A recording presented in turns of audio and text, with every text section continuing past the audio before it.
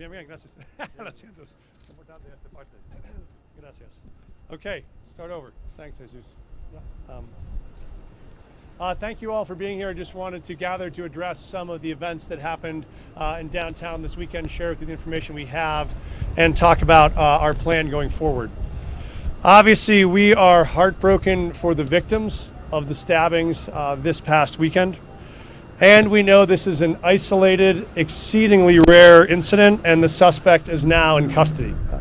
We are grateful for the incredible police work done by our District 6 team and our police department.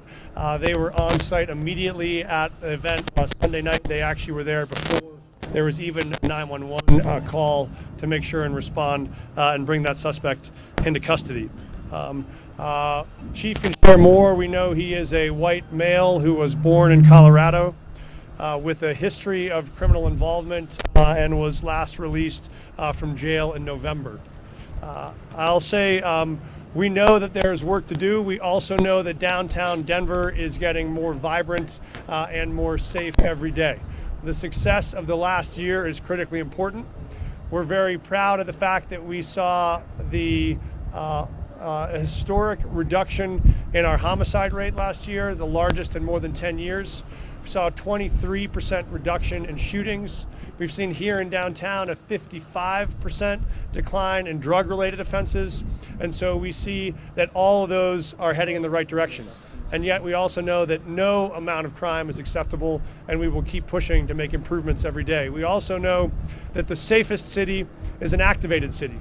And so we're proud not just of the reductions in crime, but we're proud of the increase in the activations and presence here in downtown. We've seen increased revenue from these blocks of the 16th Street Mall that are open. Many of these retailers are up almost 35%. We've seen 3 times more leasing requests for folks who want to rent office space on these blocks, 3 times more interest in the last several months than in the last 3 years. So we know that there is every day more and more activity, more and more momentum, and more excitement. We are on the precipice of making the largest investment in downtown in the city's history, what will be perhaps the largest investment per capita of any downtown in the country, because we know more people on the streets that are living, that are working, that are playing, are always better for the city center. I think we have not seen random acts of violence like this in our city center for as long as we can remember. And so that means we are both heartbroken for the folks who are suffering, and we also are deeply committed to the public knowing that this individual has been detained, is in custody. We will pursue all possible charges against him, and that these random acts of violence are not typical and are not something we should expect ongoing here in downtown. I will also say that we know that even while we see that the indicators are going in the right direction, we will do more. Chief's going to talk more about this, but we will commit to increasing the number of police patrols and police presence here in downtown in the weeks and months ahead, making sure that the lived experience of the city every day matches what we know the data shows, which is a city growing safer and more vibrant all the time. We wanted to share that information with you just so you know how deeply committed we are to making this Denver's living room and a place where everybody still knows that they can gather to eat and drink and come to games and see shows and spend time with their family, because this is your living room. I want to give it over to Chief Thomas to tell a little bit more information about the incident and any other information relating to arrest and custody, and then we're happy to take questions if folks have them, and thank you so much for being here. Thank you, Mayor. I want to begin by again offering our condolences for the family and loved ones for those that were affected by this violent crime. And also I want to take the time to acknowledge all of our officers, all of our safety and security partners who really jumped in immediately and helped to bring this person to justice and into custody. So I'll go over kind of a timeline of the events as they occurred. As we know now, there was the original incident occurred at about 5:10 Saturday evening. We did not know of that event because the victim in that event transported themselves to Denver Health Medical, and so we were not aware of that event until about 20 minutes after 6 o'clock. The first event that we were aware of occurred at about 5:20. and that was the female victim who ultimately was deceased. They received a knife wound to the throat by an undescribed individual. We responded. We began investigating that incident. We did have some very vague descriptions that were put out. There were resources that were drawn from throughout District 6 that were deployed looking for that suspect and managing the scene. About 30 minutes later, so at about 5:54, we had a third incident that was reported at 16th and Lawrence. Another individual that had been stabbed in the arm and in the torso. That individual was transported to the hospital where he was placed in critical care, sedated, so we were not able to get much from him. But then soon after 6:20 is when we were notified of the original victim who was attacked at 16th and Tremont, slashed in the face. Excuse me, and it was at that time that we really started to identify that we were likely talking about the very same suspect. We had some details on what that individual looked like. That is when we began to draw additional resources from across the city into downtown Denver to look for this individual. Those resources maintained a presence throughout the evening on Saturday and into the day on Sunday. Unfortunately, as you all know, at about 8 o'clock on Sunday evening, as officers were in the area looking for this subject, they saw an individual running with a knife in hand. They were able to quickly take him into custody. This occurred at 16th and Wine Coop. He was taken into custody, and immediately after he was taken into custody, we identified that he had just stabbed somebody right there at that vicinity. That person was transported to the hospital where, again, they ultimately expired. So we have continued that safety presence in this area. We will continue that, as the mayor alluded to. We'll continue that presence for the foreseeable future. What that looks like is obviously officers that are assigned to District 6 and assigned posts on the mall, in and around the mall, both foot patrols, bicycle patrols, motorcycles, and vehicles. We also have additional uncommitted resources that will be detailed down here to provide that extra layer of safety. We've also connected with all of our security partners, so the Downtown Denver Partnership, as well as all of the other security teams along the mall, to make sure that we have a secure blanket of safety in this area. So with that, I think I can open it up for any questions anyone has. One for the chief, one for the mayor. It's Marshall at 9 News over here. Chief, just to understand what you said, officers identified the person because they just saw someone running and didn't know a stabbing had taken place yet from last night? That is correct. That is correct. So they saw the person running, then quickly identified that he had a knife in hand. He was captured very quickly, and it wasn't until after that occurred that we realized that we had someone that was stabbed. And so this identification apprehension took place before there was even a call made that there was a stabbing.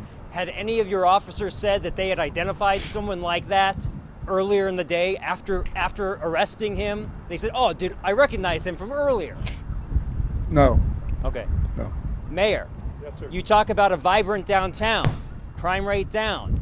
You can also have the idea of what people are feeling from this weekend. Both can be true, that you can try to get people to come downtown and people may not want to right now. How do you reconcile that?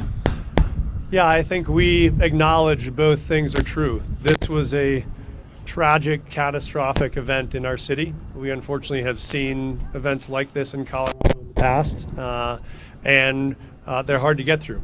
It also is important for people to know just how incredibly rare they are. We can't find another event in recent history where we had these kind of random acts of violence in the city center back to back. We had great police response. We were on site, and I think we will continue to provide that safety. So I think it's both key that we are connected to and heartbroken for the victims. We'll do everything we can to support them and their families. And it's important for folks to know that this is not a systemic or ongoing problem. It was an individual actor that we know has had a history of criminal activity, and we will hold him accountable. But I think it's important for people to know that Denver is still getting safer and more vibrant all the time. And in all cities, you have tragedies like this, but we do not want it to change the way people feel about their downtown, because the real facts are it is safer now than it's been in a long time. We want to keep it going in that direction.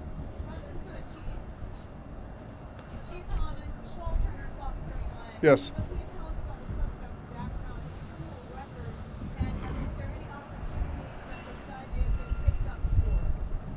Yes, good question. So, as you know, we typically don't talk a lot about suspect's criminal history, but what I can tell you is that this individual was born in Colorado in 2000. Most of his life was in the northwest part of our city, or of the metro area. His first law enforcement contact was in 2016. His first Denver law enforcement contact was in 2018. He did have a felony conviction for which he served some DOC time and was discharged in 2023. In January of 2024, DPD officers did pick him up, and he was placed in detox, where he committed an offense against the staffer there, was transferred over into DDC custody, and it was not released until November. Chief Spencer with 9 News, similar question. No, because I am not aware of the fact that he was released on a PR bond. He served 11 months, and so I think that he was released. There was no conditions of his release.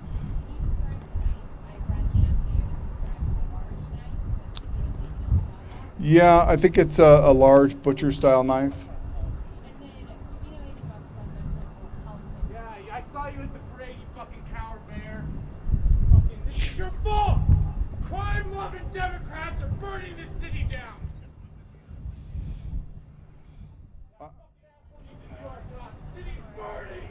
People are being butchered! I'm sorry, Khalil, can you repeat the question? There is nothing that we are aware of as it relates to his mental health history now. Chief, it's my understanding that the suspect was part of the Bridges program.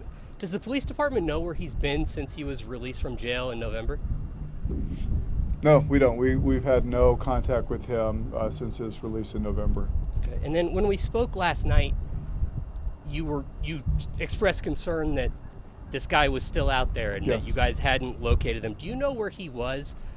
We do not. You know, as you know, there was a number of camera views that we were able to look at, and so we did see him throughout the downtown area on Saturday.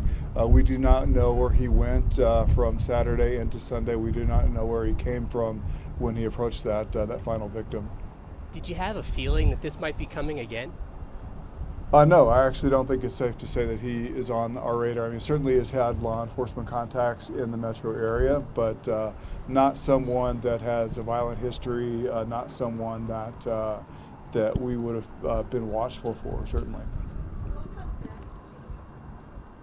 So what comes next is certainly, as we talked about, we will continue that additional presence in the downtown area, and I would just, again, offer a caution to folks that are downtown, folks that still may be concerned about coming downtown for events. That I do believe that it is safe down here. I think the numbers speak for themselves as to the work that's been done down here to create such a safe environment down here. Certainly, I think it's always best to be accompanied when you're downtown and to be aware of your surroundings. So I think that's always a good practice, but I do think that this is a safe place to be.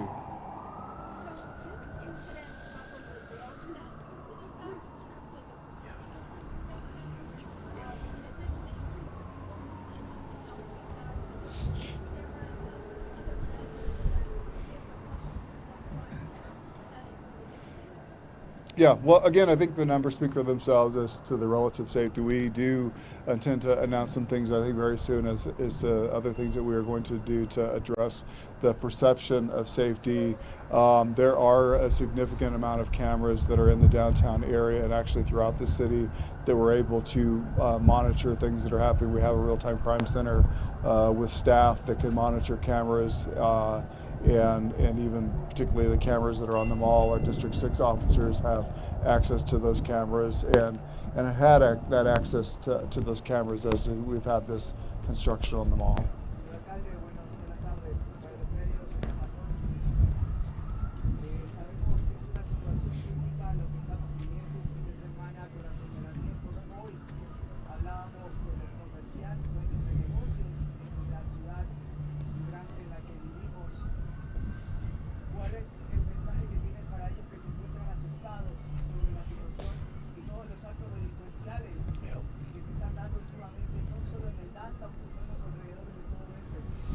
Gracias. Para la gente que está escuchando en español, creo que es importante que gente sabe que ya tenemos una tragedia este fin de semana que ha pasado, pero también en este momento la ciudad es un sitio vibrante y seguro, y ya tenemos más y más policías que están aquí quedando la ciudad seguro, que día por día el nivel de crimen está bajando y tenemos menos crímenes de propiedad, menos crímenes de crimen violento, y ya cada día vamos a hacer más. Entonces queremos asegurar a los negocios que pueden seguir trayendo gente aquí, que gente puede venir aquí para comer, para caminar por las calles con sus familias, porque todavía vamos a asegurar que es un sitio seguro.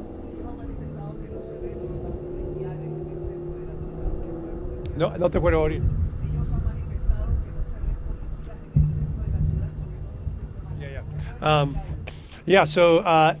Todavía tenemos policía regularmente aquí en el centro de la ciudad, y también tenemos otros tipos de gente que ayudan aquí por las calles para quedarlo seguro, más que solamente policía. Pero ya van a haber más policía en las semanas y meses que vienen. Cuando vienen aquí al centro de la ciudad ya vas a ver más y más policía para quedarle seguro.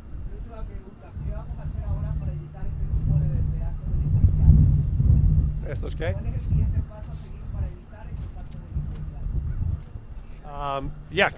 Creo que es el mismo, que vamos a continuar a hacer más para hacer seguro que eso no pasa más y más aquí en la ciudad. Tenemos más gente aquí buscando. También estamos haciendo más trabajo con gente que están saliendo por el cárcel para asegurar que tiene servicios que necesitan para devolver a sus vidas productivas.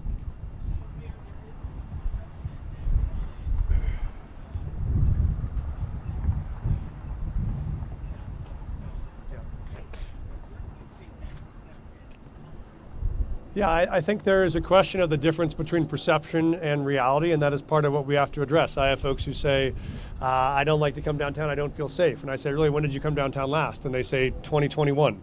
I say, okay, well, it is a very different downtown than what you saw 3 years ago. And so part of our obligation is both to deliver the results that actually drop the levels of crime, which is what we're doing with some of the historic decreases we've seen in the last year, and to address that perception. We need people to have the chance to come and visit and experience downtown again and see how different it is. That's why, for us, things like the reopening of the 16th Street this year is such an important opportunity, because if folks came down post-COVID, it still felt like it was under construction, hard to access. Those also can be deterrents. We know the more active the city is, the safer it is. And so when you do have fences up, you do have construction running, you did have COVID, fewer and fewer folks at work downtown, those are all contributors. But now, as we've started to reverse those trends with more activated streets, more businesses open, more parts of the mall open, crime down, we think these are the moments where now when folks come down to an Avs game or a Nuggets game, when they walk this spot, they will see that it is a whole different location than it was 2 or 3 or 4 years ago. We will keep working every day to make it better. And we know that in a big major city in America, there is never going to be a city without crime. We are one of the safest big cities in America right now, and we will continue to do more to become safer and safer every day. I'd say our friend who just visited probably indicates that there is certainly a political agenda to folks who want to politicize what we know is a fundamental public safety commitment. I think all of us believe we have a shared commitment to wanting the city to be safe. This is why we're making historic expansions of our police force, both last year and this year, in a city where we reduced the number of, in a year we've reduced the number of city employees totally for the first time in about 15 years. We're still expanding our officer corps, we're expanding our 911 call takers, and so we are unequivocal in our commitment to expanding public safety in the city. We know we'll face challenges, we know we'll face setbacks, we will never stop in our commitment to make the city safer, and that's what today represents. Thank you, everyone. Thank you all so much for being here and for braving the cold.